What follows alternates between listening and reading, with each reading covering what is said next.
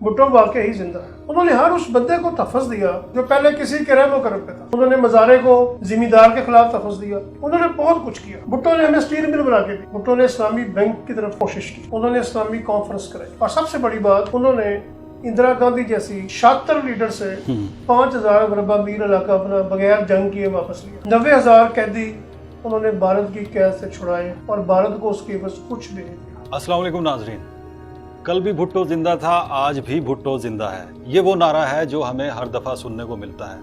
कल जुल्फ़कार अली भुट्टो साहब की बरसी मनाई जा रही है। भुट्टो कौन थे? भुट्टो कैसे सियासत में आए? उन्होंने आके क्या क्या तब्दीलियाँ की? उन्होंने पाकिस्तान के लिए क्या किया? और पीपल्स पार्टी की बुनियाद उन्होंने कैसे रखी? एक इनकलाब जिसे कहा जाता है कि सियासत में लाया गया, उसके पीछे भुट्टो की क्या कहानी है? आज भुट्टो के ऊपर बात करेंगे और भुट्टो की फ़िलॉसफ़ी क्या थी उसके ऊपर बात करने के लिए हमारे साथ मौजूद हैं अली अहमद ढिल्लू साहब। और हम आज उनसे पूछेंगे कि आखिर भुट्टो कौन था और भुट्टोइज़्म है क्या। देखिए खान साहब, कोई माने या ना माने, जी, कायद आज़म के बाद सबसे पॉपुलर लीडर पाकिस्तान में आज तक जुल्फ़कार अली भुट्टो ही है। ठीक है। इसलिए आपने कहा कि कल भी भुट्टो जिंदा था, आज भी भुट्टो जिंदा है। भुट्टो वाकई ही जिंदा है। उसकी वजह उसके वो काम है जो उसने गरीब अवाम के, ठीक, गरीबों का वो बेताज बादशाह था और उसने बड़े बड़े बुर्ज, बड़ी बड़ी पार्टियों को 70 के इलेक्शन में बर्बाद करके रखा। बिल्कुल ऐसे। इसलिए ये कहना कि कायद आज़म के बाद हमें आज तक सिर्फ भुट्टो ही लीडर मिला है, इसमें कोई शक नहीं। ढिल्लू साहब, आप कहते हैं कि उन्होंने गरीबों के लिए बहुत कुछ किया, ठीक है, उन्होंने जो एक नारा भी लगाया था सोशलिज्म का, लेकिन वो खुद तो वडेरों के ख़ानदान में से थे। देखिए, इसमें कोई शक नहीं कि वो सिंध के एक बड़े जिम्मेदार थे, घराने से बड़े वडेरे थे। भुट्टो फैमिली सिंध में दूसरे सबसे बड़ा जिम्मेदार या तीसरा है। उनके वालिद मोहतरम शाहनवाज भुट्टो नवाब ऑफ जूनागढ़ के दीवान थे और भुट्टो बड़े पढ़े लिखे थे। भुट्टो एक पढ़े लिखे ख़ानदान से थे, लेकिन बेशुमार लोगों ने मुझे कहा कि उन्होंने देखा भुट्टो को जब वो किसी अच्छी हालत में होते थे कि मैं इस गरीब के लिए कुछ करना चाहता हूँ। ठीक है। और जब उनको इक़्तिदार मिला तो उन्होंने करके भी दिखाया। इस पर आप इख्तलाफ कर सकते हैं उनके तरीक़ाकार से, लेकिन उन्होंने अमीर आदमी के लिए कुछ नहीं किया, गरीब आदमी के लिए उन्होंने बहुत कुछ किया। फॉर एग्जाम्पल, उन्होंने तालिब इल्म को बहुत प्रोटेक्शन दी। उनका तलीम से बहुत लगाव था। उन्होंने मैट्रिक तक तलीम फ्री की। बिल्कुल ठीक है। और एक 10 पैसे की स्कीम थी, शायद नौजवान नस्ल को ना पता हो, ये स्टूडेंट्स के लिए तालिब इल्म को 30 किलोमीटर के लिए वो सिर्फ 10 पैसे में सफ़र करता था। क्योंकि मैं खुद एक गांव से हूँ, हम गांव से कसूर पढ़ने जाते थे, तो मैंने देखा कि मेरा गांव खुड़ियाँ से आते से ज़्यादा तालिब इल्म उस 10 पैसे की वजह से तालीम हासिल करने में कामयाब। ये कितनी बड़ी चेंज थी जिसने तालिब इल्मों को चेंज करके रख दिया और पाकिस्तान के तलीमी मेयार को कहीं से कहीं पहुंचा दिया। मैं कई CS के अफसरों को जानता हूँ जो मुझे खुद बताते हैं कि हमने भी 10 पैसे पे सफ़र किया और हमने भी मुफ्त तलीम हासिल की है। उस वक्त तलीम माफिया को भुट्टो ने फटकने नहीं दिया। बिल्कुल। फिर मजदूर जी, उन्होंने मिलें नेशनलाइज की और मजदूरों को तहफ़्फ़ुज़ दिया, मजदूरों को मालकान के बराबर लाके बैठाया। उन्होंने किराएदार को तहफ़्फ़ुज़ दिया कि मालिक मकान जब दिल चाहे ना निकाल दें। उन्होंने हर उस बंदे को तहफ़्फ़ुज़ दिया जो पहले किसी के रहमो करम पे था। उन्होंने मज़ारे को ज़िम्मेदार के खिलाफ तहफ़्फ़ुज़ दिया कि मज़ारा मेहनत करता है और ज़िम्मेदार जब जी चाहता है उसको उठा देता है। 2 ज़रूरी इस्लाहत की उन्होंने, जिससे तो कम से कम पंजाब में बड़े बड़े ज़िम्मेदारों का खात्मा हुआ। उन्होंने बहुत कुछ किया। भुट्टो ने हमें स्टील मिल बना के दी जिसको हम संभाल भी नहीं सके। भुट्टो ने टेक्सला इतना बड़ा हैवी मैकेनिकल कॉम्प्लेक्स बनाया। भुट्टो ने इस्लामी बैंक की तरफ कोशिश की। बिल्कुल। उन्होंने इस्लामी कॉन्फ्रेंस कराई और सबसे बड़ी बात, उन्होंने इंदिरा गांधी जैसी शातिर लीडर से 5000 वर्बा मील इलाका अपना बगैर जंग किए वापस लिया। 90,000 कैदी उन्होंने भारत की कैद से छुड़ाए और भारत को उसके बस कुछ भी नहीं दिया। ये ऐसे कारनामे हैं जिससे हमारे आज के लीडर आरी नजर आते हैं। भुट्टो के बाद आज तक हम भारत से कुछ नहीं बनवा सकते। किसी डैम का मसला हो हम वो केस भी हार जाते हैं। किसी किस्म का हमारा भारत के साथ तनाज़ा हो, हमारा कहीं वर्ल्ड कोर्ट में तनाज़ा हो, हम उसमें हार जाते हैं। ये भुट्टो ही था जिसकी मौजूदगी में पाकिस्तान का एक नाम था, पाकिस्तान का एक स्टेटस था। उन्होंने फौज पाकिस्तान को मुस्तकम करने के लिए एटमी प्रोग्राम शुरू किया। एग्जैक्टली। जिस पर आज बहुत बड़े बड़े लोग अपने नाम का लेबल लगाते हैं एटमी धमाके करने के बाद, लेकिन शुरू उसी ने किया और कहते हैं कि उसी की सजा उनको दी गई। बिल्कुल। भुट्टो अजीम था और रहेगा, तारीख में हमेशा अमर रहेगा। जीलू साहब, आपने एक बात की कि उन्होंने सनतों को नेशनलाइज किया, तो इसके ऊपर भी लोगों का, बहुत से लोगों का मौक़िफ़ है कि उसका मुल्क को बहुत ज़्यादा नुकसान हुआ। तो आपने कहा कि वहाँ से मज़दूरों को तो हकूक़ ज़रूर मिले थे, लेकिन बाद में वही सरमायादार उनके खिलाफ इकट्ठे हो गए और उन्हीं के खिलाफ तहरीकें चलाई गई। फिर देखिए, इसलिए ये आपने मेरी बात खुद सेकंड कर दी कि सरमायादार उनके खिलाफ हो गए और इकट्ठे हुए, उन्होंने मजदूर को तफस दिया। देखिए, जब भुट्टो आए हैं उस वक्त पाकिस्तान पर 22 खानदानों का राज था। अपने किसी बड़े से पूछें कि क्या उनके घर में टिश्यू पेपर था, क्या उन्होंने कभी फ्रिज या एसी देखा था? कहने को अयूब खान का ज़माना बड़ा सुधारी ज़माना था, आम आदमी के पास था क्या? उसका टोयोटा करोला अयूब खान के दौर में 15-16 हज़ार की थी। ठीक है। होती किसी के पास भी नहीं थी। भुट्टो के दौर में लोगों के घरों में गाड़ी पहुंची, लोगों को अपने घर मिले, लोगों के घर में शऊर आया, लोगों ने ड्राइंग रूम का नाम सुना। मतलब मैं अपने घर की बताता हूँ कि हमारे घर में टिश्यू पेपर नहीं होता था। बेशुमार चीजें हमने भुट्टो के दौर में आई हैं। बिल्कुल ऐसे। भुट्टो ने हमारे 10 लाख से ज्यादा अफराद को मिडिल ईस्ट में भेजा, नौकरियां लेके दी, जिससे पाकिस्तान में पैसा आया। और हमें भी पता चला और हमें भी पता चला कि फ्रिज क्या होता है, एसी क्या होता है, टेलीफोन क्या होता है। तो ये सब कुछ 22 खानदानों के पास था। एग्जैक्टली। 22 खानदान उस वक्त भी बड़ी लगी जिंदगी गुजार रहे थे। सैकड़ों के पास अपने हवाई जहाज थे, दाऊद के पास, हबीब के पास। ये इतने अमीर लोग थे कि आप सोच नहीं सकते। बिल्कुल ठीक है। इन सब का तलस्म भुट्टो ने तोड़ा और आम आदमी को बताया, जिसको कहते हैं शऊर देना, उसको बताया कि तुम्हारा हक क्या है। ये भुट्टो का इतना बड़ा कारनामा है कि उसने हमें बताया कि तुम्हारा हक क्या है और तुमने हक कैसे लेना है। जुल्फ़कार अली भुट्टो, जिन्होंने लोगों को इतना बड़ा ज़्यादा शऊर दिया, क्या वजह थी कि वो बाद में कंप्रोमाइज़ कर गए? इसके ऊपर तो बाद में आएंगे, लेकिन ढिल्लों साहब हमें ये बताइए कि आखिर वो कौन से इख्तलाफात थे जो उनके जनरल अयूब खान के साथ, सदर अयूब के साथ उनके पैदा हुए और उसके बाद इन्होंने अपनी पीपल्स पार्टी बनाने का आगाज़ किया? देखिए, भुट्टो एक शानदार लीडर था, वरना अयूब खान उनको इतने वजारतें ना देते। भुट्टो ने ताशकंद के मुआहदे पर आकर अयूब खान से इख्तलाफ किया। उनका ख्याल था कि हम जीती हुई जंग हार गए। और मुझे उनकी बात में वजन इसलिए महसूस होता है कि 65 में हमने छम्प जोड़िया पर कब्जा कर लिया था, अखनौर के हम बिल्कुल पास थे जब इंडिया ने पाकिस्तान पे हमला किया। तो 65 की जंग के बाद मौजूदा ताशकंद में हमने वो तमाम एरिया वापस कर दिए। कश्मीर तो वापस करना नहीं बनता था, बिल्कुल, कश्मीर तो इंडिया का हिस्सा नहीं था। यही भुट्टो का इख्तलाफ था, यही सबके इख्तलाफात बढ़े। लेकिन कुछ लोग इससे इख्तलाफ भी करते हैं और वो कहते हैं कि जी जब भुट्टो गए थे पहले वहाँ पे उनसे मुलाकात हुई थी रशिया के वज़ीर ख़ारजा के साथ, तो वो इस बात को पहले ही एग्री कर गए थे कि इस मुआहदे के अंदर या इस ताशकंद के अंदर कोई भी बात कश्मीर के हवाले से नहीं की जाएगी।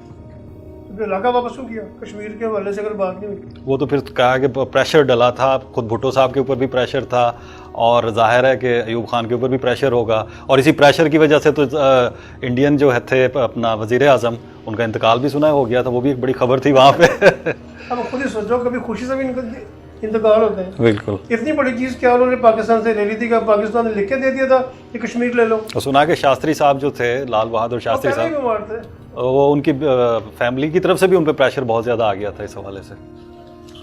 मुझे इसका ज़्यादा नहीं इल्म, लेकिन शास्त्री साहब तो पहले ही उससे बीमार थे।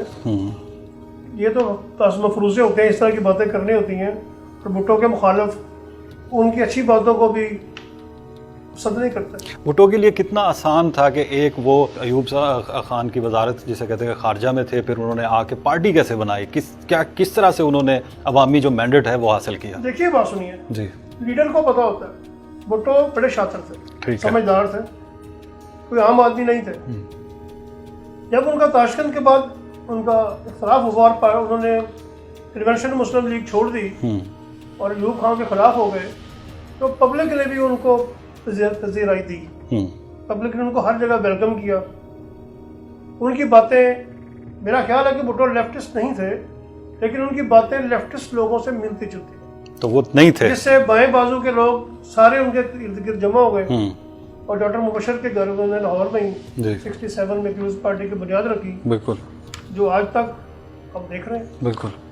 तो वो खुद जो है, आपको लगता है कि वो सोशलिस्ट नहीं थे, लेकिन उनकी अगर हम पॉलिसीज़ को देखें वो सारी की सारी जैसा कि आपने बताई हैं कि उससे तो उन्होंने एक नारा भी तो लगाया था कि इस्लाम हमारा मज़हब, सोशलिज़म हमारी मईशत। देखिए उन्होंने, जब तक मैं समझता हूँ, एक तो 22 खानदानों का जो इक़्तिदार था उसको ख़त्म करना चाहता, ठीक है। उसको ख़त्म करने के लिए उन्होंने सोशलिज्म का नाम दिया। इस्लाम हमारा दीन है, सोशलिज्म हमारी मईशत है, जमहूरियत हमारी सियासत है, बिल्कुल, और ताकत का सरचश्मा अवाम है। इस पर दाएं बाजू ने उनका इख्तलाफ शुरू कर दिया, एक तो सोशलिज्म के नाम पे, फिर उन्होंने कह दिया कि ताकत का सरचश्मा अवाम है। हम तो हर जगह पर मजहब को ले आते हैं ना, तो उससे भुट्टो दाएं बाजू वाले भी नहीं थे, बाएं बाजू वाले भी नहीं, ठीक है। भुट्टो मेरे ख्याल में लिबरल थे, और वो अवाम की वेलफेयर चाहते थे। और दाएं बाजू वाले, मैंने तो कभी किसी दाएं बाजू वाले को अवाम की खिदमत करते नहीं देखा, इसलिए उनके खिलाफ बात थे। और 70 के इलेक्शन में उन तमाम दाएं बाजू वालों का उन्होंने बेड़ा गर्क कर, ठीक है, जो आज बड़ा शोर लगाते हैं इस पाकिस्तान इस्लाम के नाम पे बना था, वो सब वहाँ फारिग हो गए। अवाम ने उनको रिजेक्ट कर दिया, और 70 की वजह से आज तक दाएं बाजू की कोई पार्टी जिसके साथ मजहब का नाम लग जाए पाकिस्तान में कामयाब नहीं। इतना पॉपुलर लीडर और फिर अवाम में भी इतना मकबूल, और उसके ख्यालात भी ऐसे ही थे कि वो अवाम के लिए सारा कुछ करना चाहता था, और जाहिर है कि वो दाएं बाजू वालों से भी इतना मरूब नहीं था, बल्कि उसको तो जैसा कि आपने कहा था कि उनका बेड़ा गर्क कर दिया था। फिर क्या वजह थी कि वो जब आइन बना और बाकी सारी चीज़ें हुई तो वो उनके नरगे में आ गए और वही करने लगे जो वो कहते थे? देखिए मेरा ख्याल था कि यहाँ से भुट्टो से गलती हुई। भुट्टो लेफ्ट के वोट लेकर आया था, लेफ्ट ने उसके लिए बहुत मेहनत की, तो उनके ज़हन में ये आया कि लेफ्ट तो मेरा है ही, तो मैं राइट को भी साथ बनाने की कोशिश करता हूँ। जिस पर उन्होंने जो आइन बनाया, इस्लामी जमहूरिया आइन, इस्लामी जमहूरिया पाकिस्तान, पूरी दुनिया में कोई दूसरा मुल्क आपको नहीं मिलेगा जिस पर लिखा होगा इस्लामी जमहूरिया तुर्की, इस्लामी जमहूरिया मराकश, इस्लामी जमहूरिया मलेशिया। ये नहीं होना चाहिए।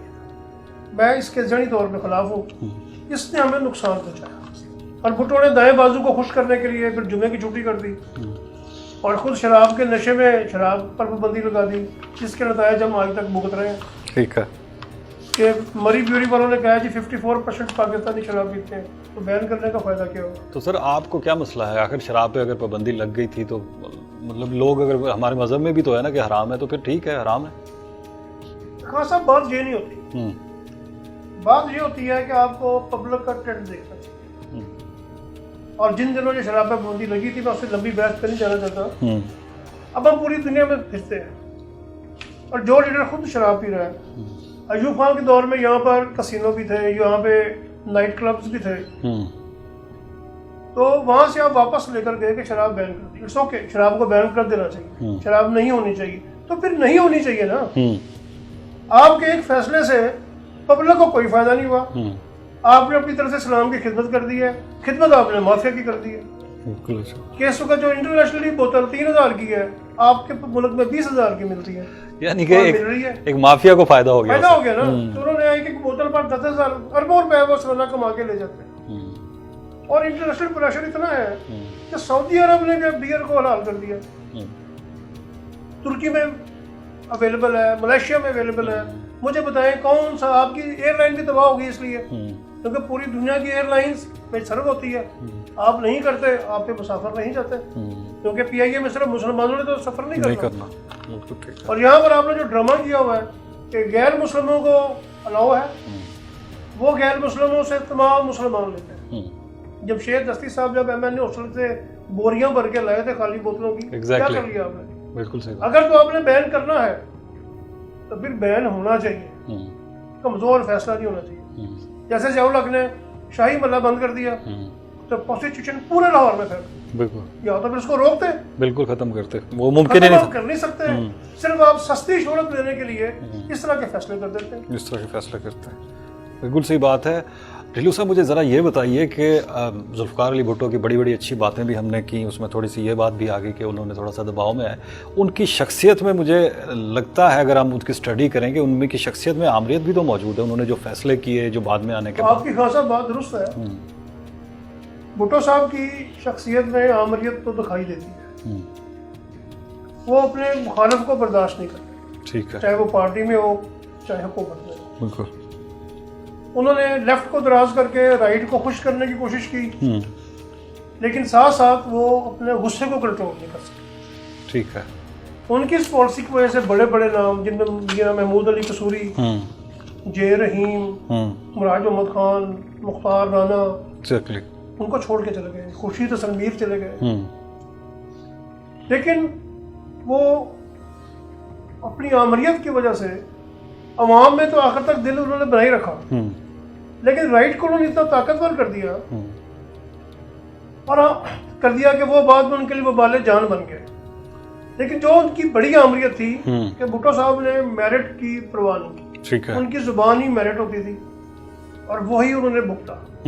ज़ियाउल हक को 7 दर्जे नीचे से लाकर उन्होंने, हालांकि जनरल टिक्का खान उस वक्त कहते रहे कि जनाब इसको अब ना बनाए, लेकिन उसकी जो सबसे खुशामदी जनरल था ज़ियाउल हक, तो भुट्टो खुशामद पसंद फिर निकले और वही खुशामद पसंद उनको लेकर बैठ गया। उनकी सोच थी कि उनको कभी धोखा नहीं देंगे ज़ियाउल हक, और सबसे ज्यादा खुशामदी कैसे हो सकता है धोखा ना दे।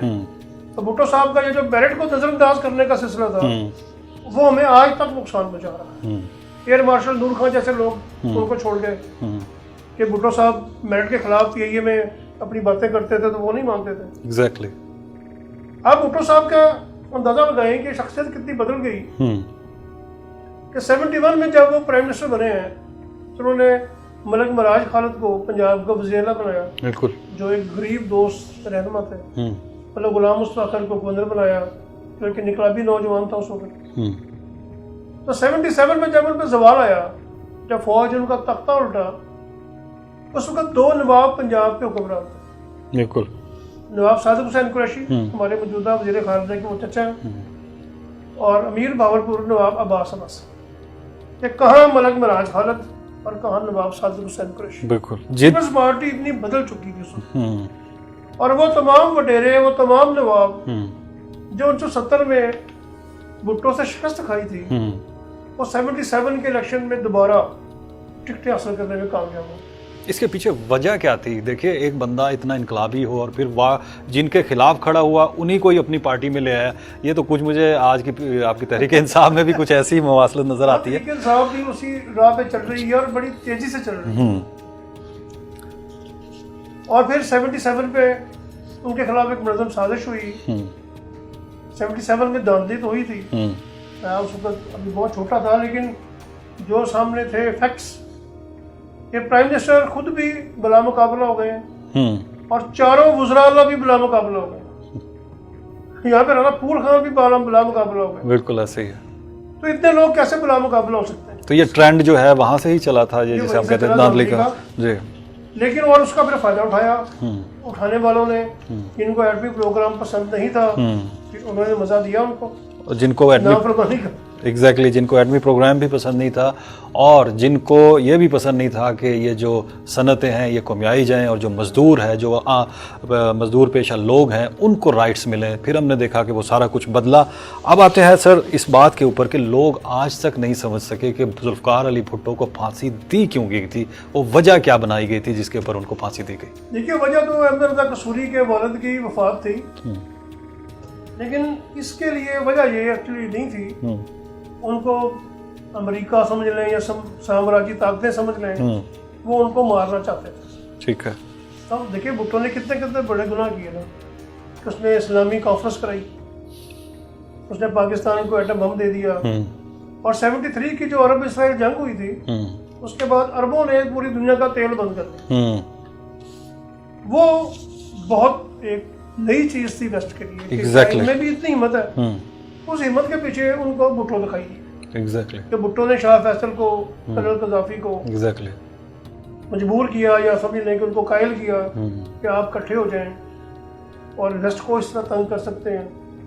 ये 4-5 वजह थी। और फिर वो एक इस्लामी बैंक बना रहे थे कि जिसमें तमाम इस्लामी मुल्क अपना अकाउंट रखेंगे। एग्जैक्टली ये 4-5 गुनाह थे जिसकी वजह से उनको फांसी दी गई। और एक बहाना बनाया गया वो तो एक कत्ल का जिसके ऊपर था।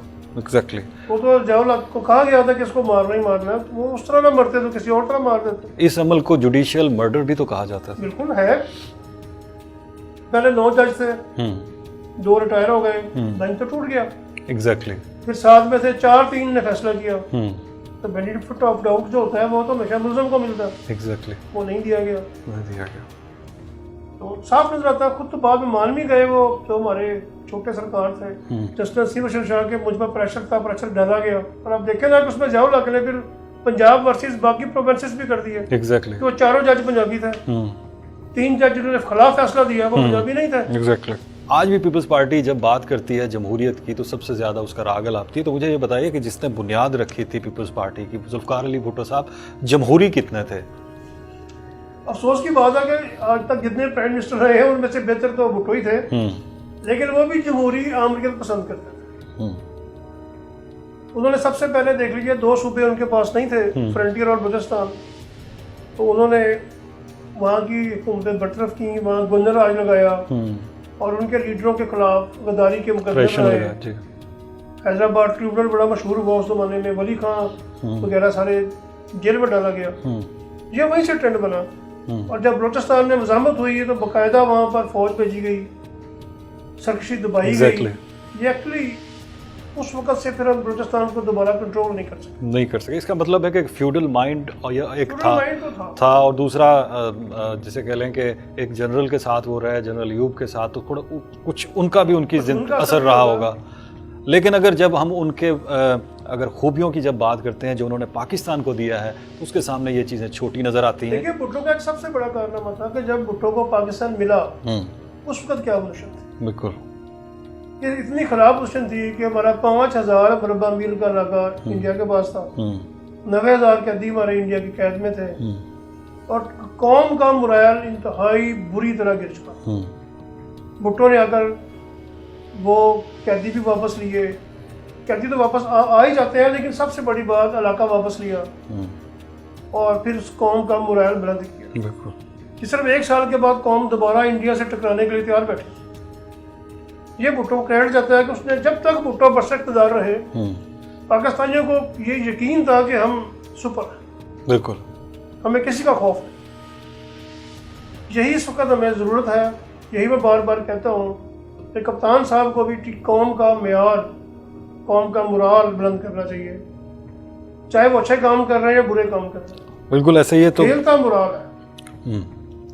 बिल्कुल ऐसे ही है ढिल्लू साहब। लेकिन मुझे ये बताइए कि मौजूदा पीपल्स पार्टी को आप कैसे देखते हैं? आज भी वो अगर जिंदा है तो वही नारे लगाकर भुट्टो जिंदा है की बात करते हैं। वो कौन सा भुट्टो जिंदा है? वो जो इनकलाब लाया था या वो भुट्टो जो कंप्रोमाइज़ कर गया था, जिसने मफाहमत की सियासत करना शुरू कर दी थी? ये तो मुफाहमत की सियासत भी नहीं कर रही। मौजूदा पीपल्स पार्टी का भुट्टो के साथ क्या था? भुट्टो तो फाइटर था। भुट्टो ने तो कंप्रोमाइज नहीं किया। कंप्रोमाइज का वक्त हमेशा रहता है। अगर भुट्टो फांसी से बचना चाहता तो बच सकता। अच्छा, ये ऐसी बात नहीं है। ये तो नैब के मुकदमों से बचने के लिए डर जाते हैं। अगर नवाज शरीफ डील करके बाहर जा सकता है, नवाज शरीफ डील करके जद्दे जा सकता है, मिसाके जमहूरियत बेनजीर कर सकती है मुशर्रफ के साथ, तो भुट्टो भी बच सकता था। उसने तारीख में अमल होने के लिए और शहादत लेकर अपनी तमाम गलतियों पर भी पानी लिया। बिल्कुल। और वो शहीद हो गया। वो तारीख में अमर हो गया। एक आमर से टकरा कर उसने अपनी जान कुर्बान कर। बिल्कुल। ये भुट्टो अजीम है। ये वो सबक है जो शायद बिलावल भुट्टो को समझना चाहिए कि जुल्फ़िकार अली भुट्टो कौन थे और उनका रास्ता क्या था। अगर वो पीपल्स पार्टी की बगा चाहते हैं तो उन्हें वो जरदारीज़म से निकलकर भुट्टोइज़म की तरफ आना पड़ेगा, तभी। और गरीब अवाम को नहीं भूलना चाहिए। तभी तमाम गलतियों के बावजूद आखिर तक गरीब आवाम को नहीं भूले। बिल्कुल। गरीब आवाम के लिए वो कुछ ना कुछ करते रहते हैं। नाज़रीन, ये था हमारा अब तक का प्रोग्राम। हमने कोशिश की है कि जुल्फ़कार अली भुट्टो के नज़रिए को जानने की कोशिश करें, उन्होंने पाकिस्तान के लिए क्या। ज़ाहिर है कि एक छोटी सी एक बैठक के अंदर तो उनके जितने कारनामे हैं उनको ना तो कवर किया जा सकता है, ना ही उस दौर की सियासत को समझा जा सकता है। हम आइंदा किसी प्रोग्राम में आएंगे और भुट्टो की ज़िंदगी के और उनकी सियासत के मुख्तलिफ पहलुओं को फिर से उसके ऊपर कुछ डिस्कस करेंगे, डीप स्टडी उस पर करेंगे। तो अब तक के लिए इतना ही। आइंदा किसी प्रोग्राम में हाजिर होंगे। अल्लाह हाफ़िज़।